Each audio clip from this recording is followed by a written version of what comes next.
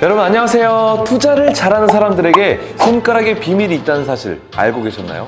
제가 여러 연구 결과들을 가지고 왔는데 여러분은 어떻게 생각하는지 한번 함께 살펴보시죠.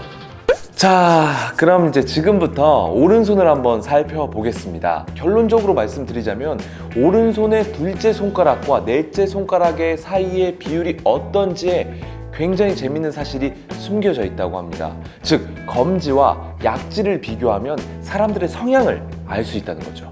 지금으로부터 약 11년 전 2008년 3월의 일이에요. 영국 존 매닝 교수가요, 더 핑거북이라는 책을 출판했습니다. 더 핑거북, 그러니까 손가락북, 손가락 책이란 뜻이겠죠. 여기에 영국 프로축구 선수들의 손가락 길이를 다 조사했다고 합니다. 총 305명 정도의 선수들의 검지와 약지의 길이를 비교해보니까 모두가 약지가 길었다는 겁니다. 또 재밌는 건요, 손가락의 길이가 1부 리그이냐 2부 리그냐에 따라서 차이가 있었고요. 프리미어 리그 선수들, 조금 더 축구를 잘하는 선수들이냐 하위 리그 선수들이냐에 따라서 차이가 또 심했다고 합니다. 그러니까 이 약지가 긴 현상이 국가대표일 때 더 심했고요, 주전 선수일 때 후보 선수보다 더 심했다고 합니다. 공격적인 성향일수록 약지의 길이가 상당히 길다는 뜻이겠죠. 그런데 왜 약지가 길까요? 아니, 어떤 손가락의 길이가 이런 영향을 주는 거죠? 이 약지 손가락의 길이는요, 우리의 뇌가 보다 남성적인지를 판단할 수 있는 지표라고 합니다.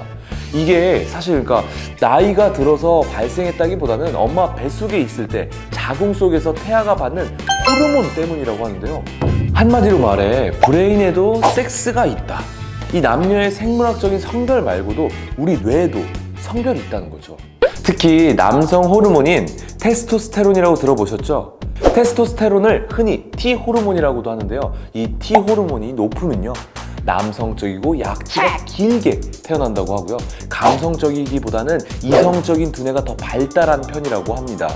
실제 남성인지 여성인지 관계가 없다고 해요. 여성분들 중에서도 뇌가 남성적인 분들이 있을 수 있잖아요. 이런 분들은 운동도 잘하고 공격적인 투자 성향도 가지고 있다고 합니다.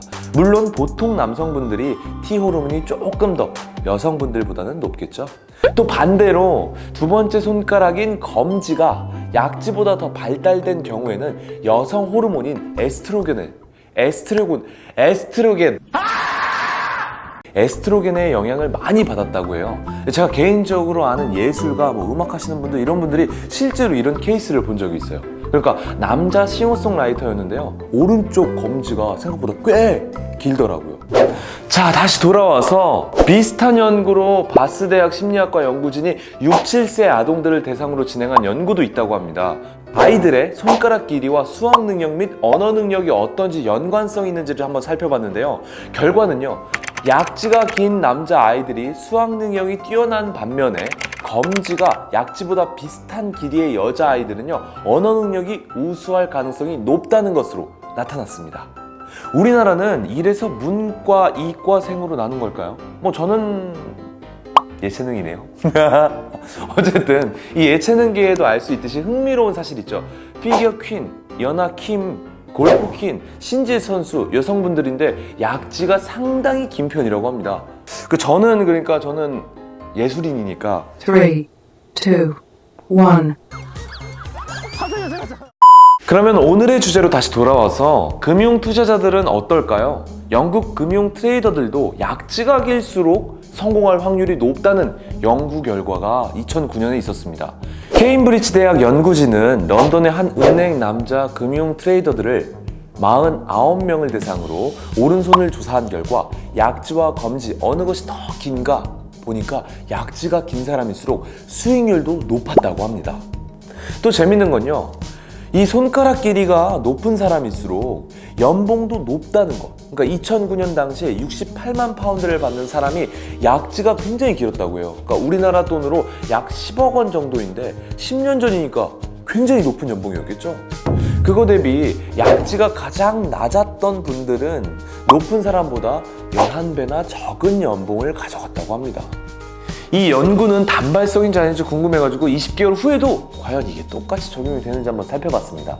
그래서 20개월 후에 트레이더들의 이익과 손실을 비교해봤는데요.